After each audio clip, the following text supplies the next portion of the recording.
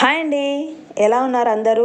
నేనైతే చాలా బాగున్నానండి. మీరు కూడా బాగుండాలని ఆశిస్తున్నాను.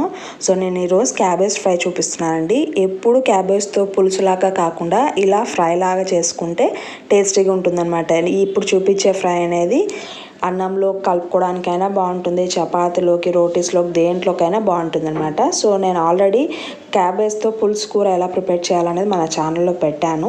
అది చూసి అది ట్రై చేసి, ఇది చూసి ఇది ట్రై చేయండి. రెండిట్లో ఏది బాగుందనేది చెప్పండి నా కామెంట్ సెషన్లో. నాకైతే రెండు నచ్చాయి, కానీ ఒక్కొక్కరిది ఒక్కొక్క టేస్ట్ కదా. సో మీకు ఏది నచ్చింది అనేది కూడా కామెంట్ సెషన్లో తెలియచేయండి. నన్ను బాగా సపోర్ట్ చేస్తున్నారు, థ్యాంక్ యూ సో మచ్ అండి.